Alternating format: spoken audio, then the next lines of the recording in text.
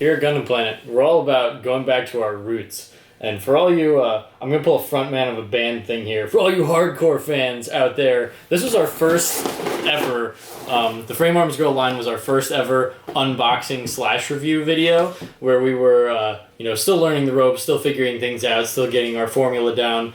And coincidentally, it's also our most thumbs down video. So we're going to try and turn that around and do another Frame Arms Girl review.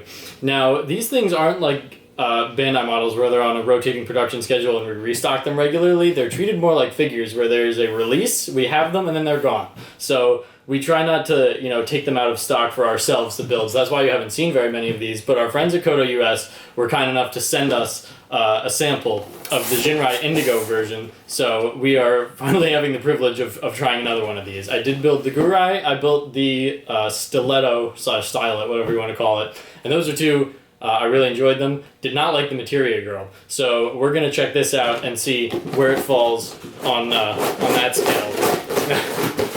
These boxes are not easy to open. So here we go with my really good runner right out of the box. We got these really cool throwing stars. This is one of the things that separates this from the other Jinrai. It's the weapons and the accessories. These stars don't come with the other ones. So if you like this, the Indigo version is the one you're going for.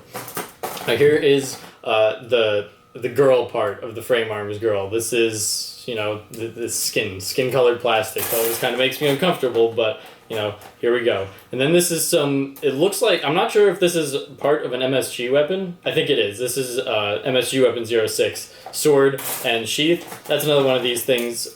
Frame Arms Girls come with a lot of MSG accessories. You'll notice that. These are duplicate runners. They look mostly like shoulders and legs.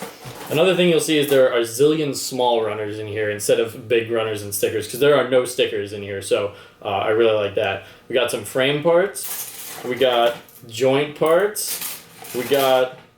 Oh, this is the static leg so that you can recreate this art. That comes with all of them, so you can have her either fully posable or like in like statue art form. So that's cool.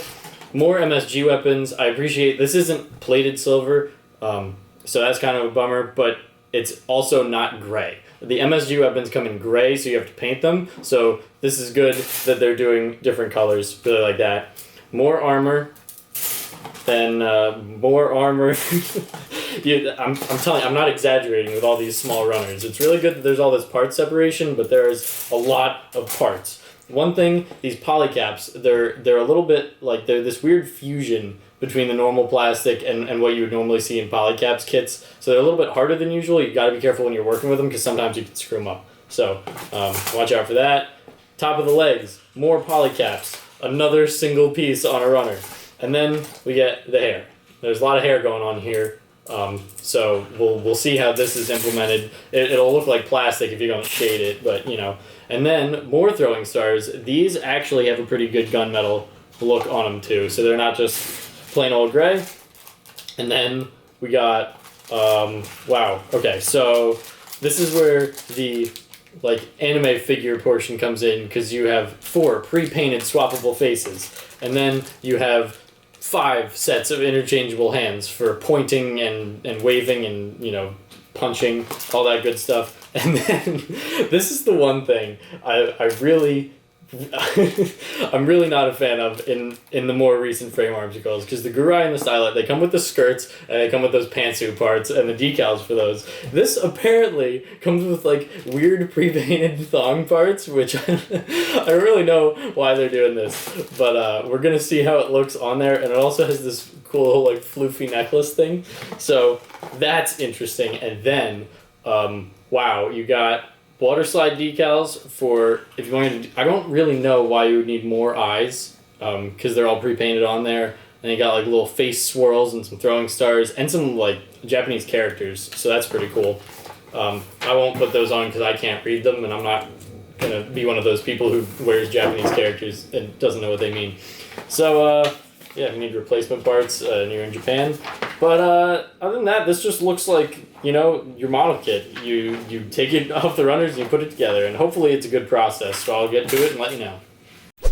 I'm back with my third endeavor into the Frame Arms Girl line, and I gotta say this is my favorite of all of them. There are some clear engineering advancements that I didn't expect. We're going to go into some of that when we get closer up. But there's a metric ton of stuff that comes with this kit. So we're not going to waste any time. We're just going to get close up and look at everything that it has going on. So here she is. Nothing added. This is the way we're going to do it first because there's so much I need to cover later. So we're just going to go through the articulation.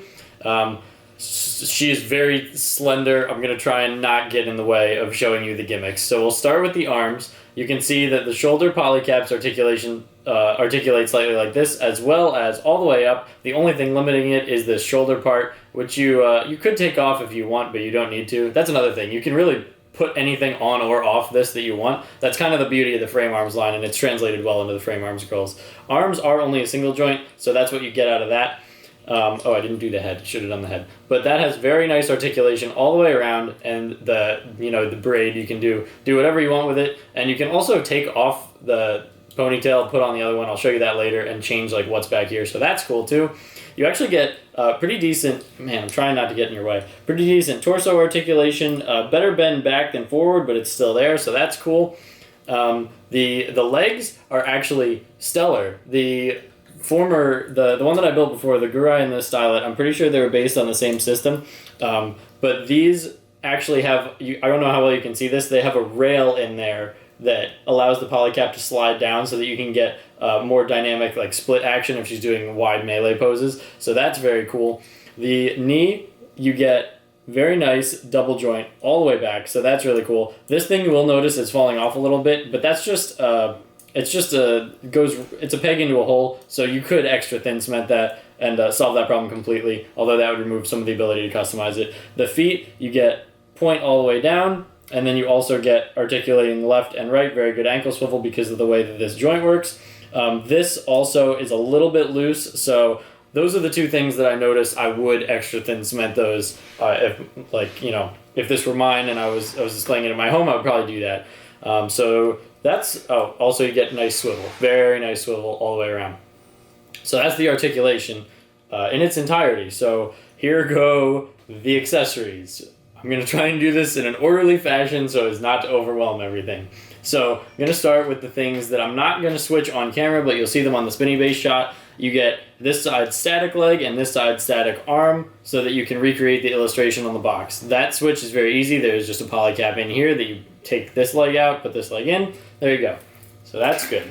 And then, also not going to do it on camera, you have the interchangeable faces, which are all very easy. The head is actually 3 different pieces. There's the top, you take this hair off, take the head out, put the head back on, and then put the hair back on. Very easy. You get, looking left, looking right, looking straight, and yelling, because everyone needs to yell. So there are those.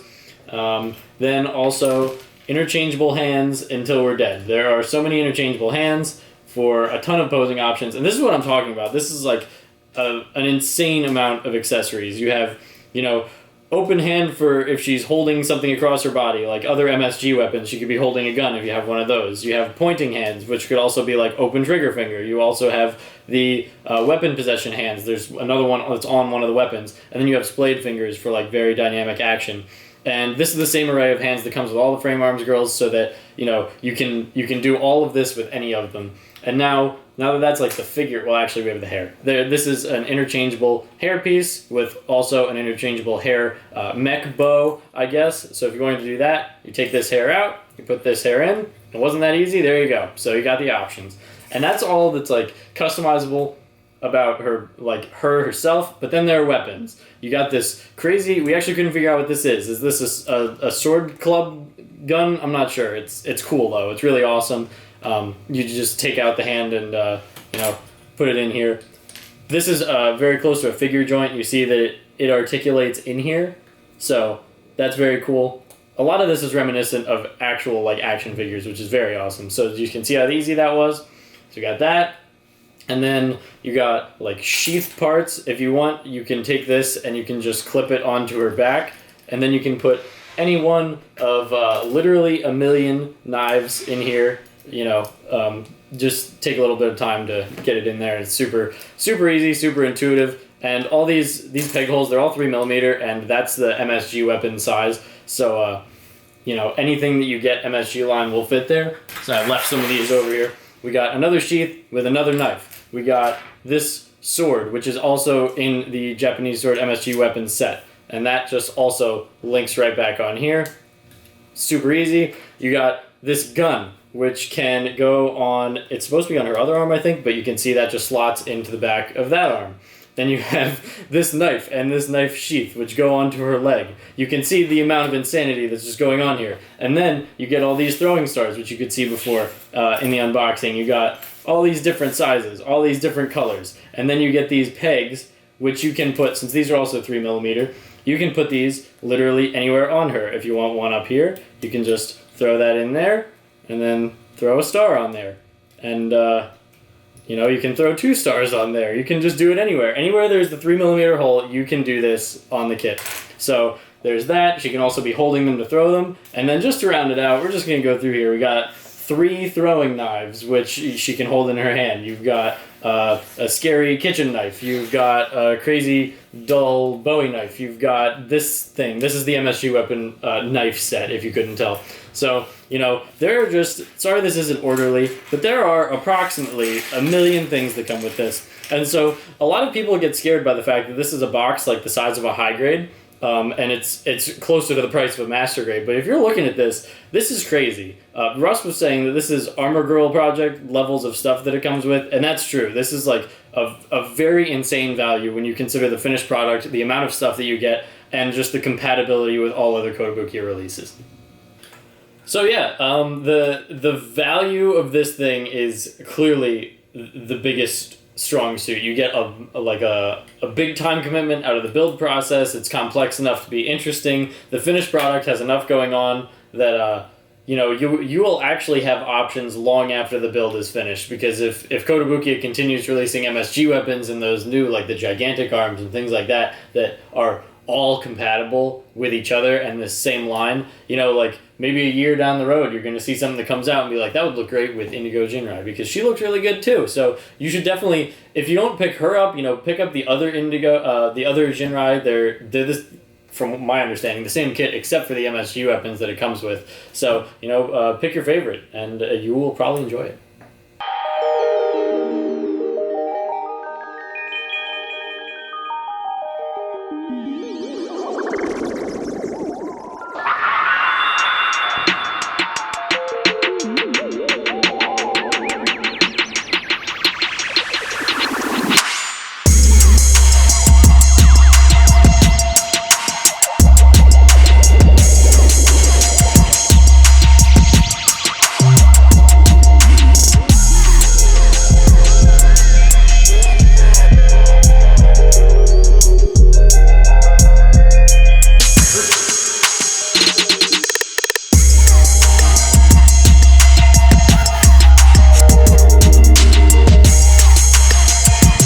Alright everyone, thank you so much for watching and taking this non-Gundam spin and Gundam Planet reviews. Thank you again to Koto US for sending us one of these, because I really appreciate the opportunity to finally build it.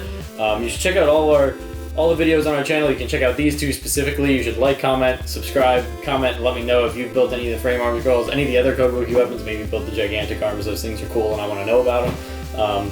We have new videos every Monday, Wednesday, Friday, and thank you so much to Marsh Sound for doing all the tunes that you hear over the spinny bass shots, and we will see you next time.